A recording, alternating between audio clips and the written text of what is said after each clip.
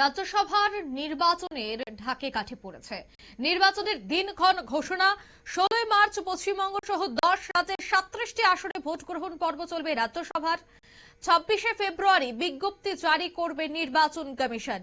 26শে ফেব্রুয়ারি জারি হবে নির্বাচনের সেই বিজ্ঞপ্তি। তার আগেই রাজ্যসভার 37টি আসনে নির্বাচনের দিনক্ষণ ঘোষণার সময় কিন্তু দিয়ে দেওয়া হয়েছে।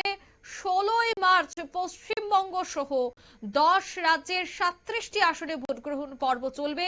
কি রয়েছে নিয়ম নির্দেশিকা তা কিন্তু 26শে ফেব্রুয়ারি জারি করা বিজ্ঞপ্তিতে স্পষ্ট হবে। তবে এই মুহূর্তে এই বিষয়ে আরো বিস্তারিত জানবো। টেলিফোন লাইনে যুক্ত হয়ে গেছে প্রতিনিধি সৌম্য মুখোপাধ্যায়। সৌম্য, পশ্চিমবঙ্গ সহ আর কোন 10টি রাজ্যের 37টি আসনে ভোট গ্রহণ পর্ব চলবে কি জানতে পারছো? মার্চ ভোট গ্রহণ হবে এবং বিজ্ঞপ্তি জারি করা হবে নির্বাচন কমিশনের তরফ থেকে 26শে ফেব্রুয়ারি। মনোনয়ন যাওয়ার শেষ তারিখ হচ্ছে 5ই মার্চ আর প্রত্যাহারের সময়সীমা 9ই মার্চ। ওই 16ই মার্চ বিকেল 5টার সময় নির্বাচনের ফলাফল ঘোষণা হবে। যে 10টি রাজ্যে 37টি আসনে নির্বাচন হবে সেগুলো হলো মহারাষ্ট্রে 7টি, উড়িষ্যায় 4টি, তামিলনাড়ু 6টা, পশ্চিমবঙ্গ 5টা, অসম 3টে, বিহার 5টা, ছত্তিশগড় 2টো, হিমাচল 1টা, তেলেঙ্গানা 2টো এবং হরিয়ানা 2টো। যেটা জানা গেছে যে 37টি রাজ্যসভা আসনের মধ্যে বাংলার যে 5জন রাজ্যসভা সাংসদের মেয়াদ শেষ হচ্ছেন তারা হলেন সাকেত গোকেল তৃণমূল, ঋতব্রত বন্দ্যোপাধ্যায় তৃণমূল, বিকাশ রঞ্জন ভট্টাচার্য সিপিএম, মৌসুম বেনজির নূর তৃণমূল এবং সুব্রত বক্সি তৃণমূল। ইতিমধ্যেই রাজ্যসভা ছেড়ে তৃণমূল থেকে কংগ্রেসে যোগ দিয়েছে মৌসুম বেনজির নূর।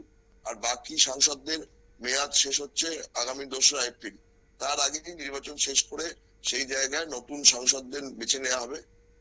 যেটা জানা যাচ্ছে যে বিধানসভা লোকসভার পর এবার রাজ্যসভাতেও কিন্তু পশ্চিমবঙ্গে সিপিএম বা বামেরা শূন্য হতে চলেছে। কারণ রাজ্যসভা থেকে বাংলা সিপিএম এর শেষ রাজ্যসভা সাংসদ বিকাশ রঞ্জন ভট্টাচার্য 6 বছরের মেয়াদ শেষ করছেন। ফলে এবার বিধায়কের সংখ্যা অনুযায়ী তৃণমূল নিজেদের প্রার্থীকেই পাঠাতে যায়। যেটা জানা যাচ্ছে যে একটি আসনে জয়ী হওয়ার সম্ভাবনা বিজেপির রয়েছে এবং সিপিএম রাজ্যসভা চৌকাঠে কোনোভাবেই পেরোতে পারবে না বলে জানা যাচ্ছে, যদি না তৃণমূল সমর্থন করে।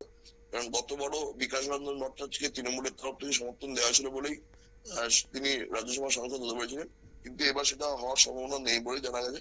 ফলে পশ্চিমবঙ্গে এবার একটা আসন বিজেপির ঝুলিতে আসতে পারে বলে মনে করা হচ্ছে। অঙ্কিতা, একদমই ধন্যবাদ।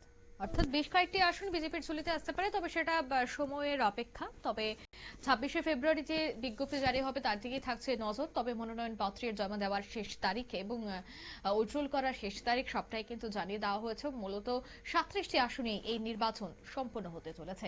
নিয়ে নিচ্ছি ছোট্ট একটি বিজ্ঞাপন বিরতি, সঙ্গে থাকুন।